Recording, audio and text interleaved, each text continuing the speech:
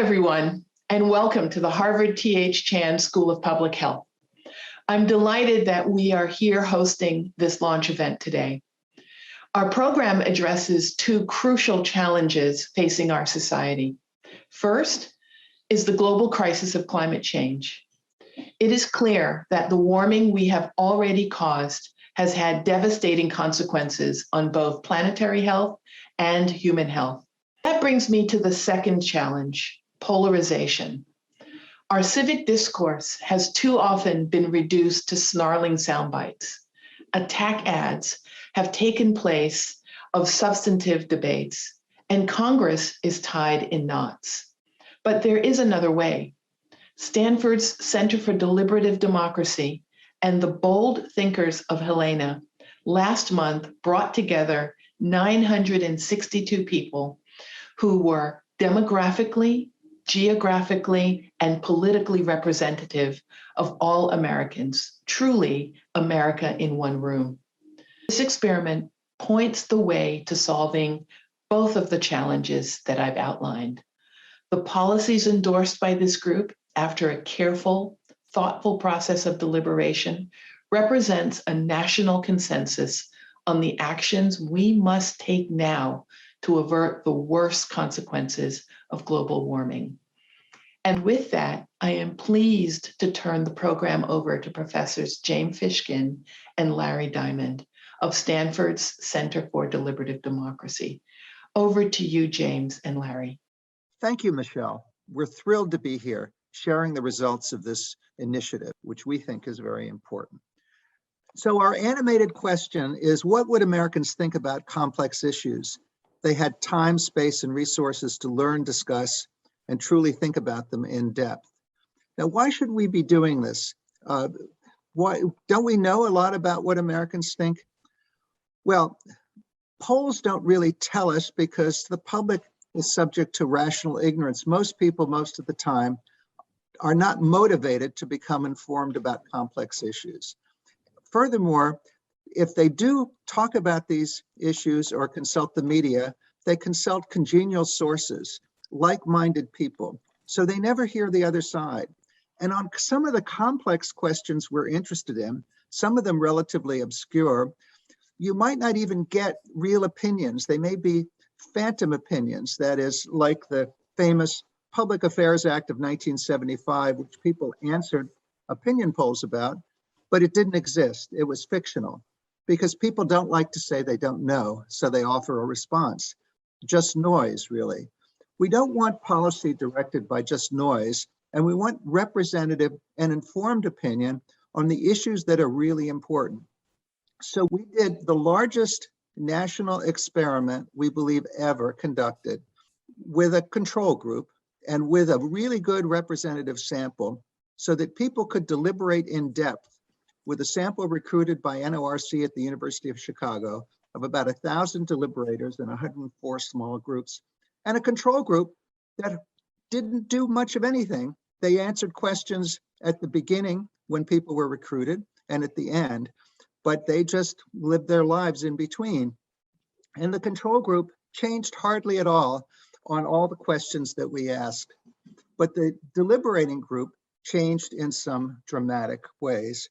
And we think those ways, collected in confidential questionnaires so that they're free of social pressure from other people, represent the public's considered judgments. We asked 72 substantive questions about climate and energy. Opinions on 68 of the 72 changed significantly after deliberation. In 66 out of the 68 questions, opinions changed significantly in the direction of doing more about climate change. Americans of all parties moved toward greater acceptance of the challenge of climate change and demand for significant action after they weighed the pros and cons in their small group discussions and after they got their questions answered in plenary sessions with competing experts who represented different points of view on the specific policy proposals. In all, they deliberated for about 10 and a half hours in video-based small group discussions. So to conclude in discussing the results, we were very encouraged that when the American people were presented with balanced, objective information, given access to pro and con arguments on 72 different issue and opinion propositions. They thought, they deliberated, they weighed with one another, and they changed on a great many of these items, not only in statistically significant ways, but in substantively, often very large ways. And generally, they moved, first of all, closer to one another, bridging the partisan divide, and most of the time toward greater readiness to recognize that climate change is a clear and present danger to our quality of life, and that we have to do more to confront it. Thank you, Larry. So a skeptic might ask, why should we pay attention to 1,000 people who deliberate in depth about this under good conditions when most people are not experiencing those good conditions and not effectively motivated to think about the issue? And I think there are a couple of answers.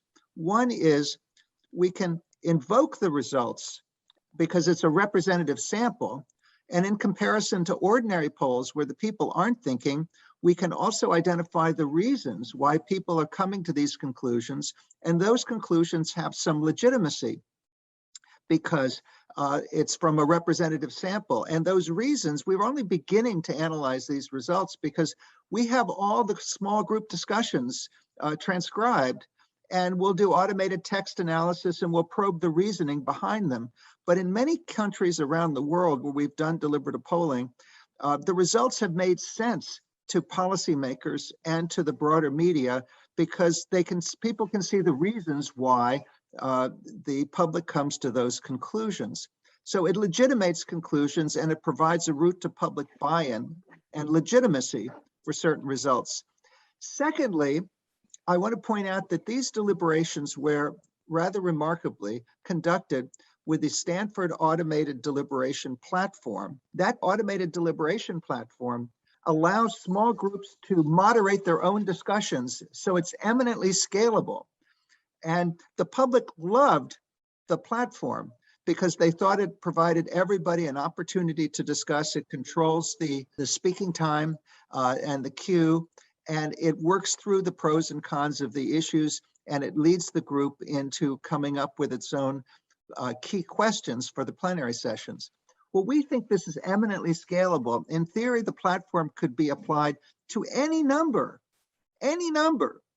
thousands, indeed, eventually millions of participants. And we also think that what we have shown in this experiment is the power of civil, nonpartisan, balanced, and evidence-based discussion to change minds. Because people are ordinarily in their filter bubbles. They're only talking to people who are like-minded primarily. They're not getting the other side of the argument. And reasonable dialogue and deliberation of a civil, nonpartisan sort opens them up to other perspectives. And we were astonished by the depolarization and the evidence-based changes across our great divisions. So we think that in addition to scaling the deliberative polling, deliberative democracy process, we should have a great civic awakening of public discussion, civil discussion, conducted in an evidence-based way with our materials, other materials that all kinds of people can prepare as long as they're balanced and evidence-based. We should hope for churches, schools, community groups, and others to convene these discussions because the American people can understand these complex challenges and they can muster the collective political will to do something about them. And that's the final result of this experiment.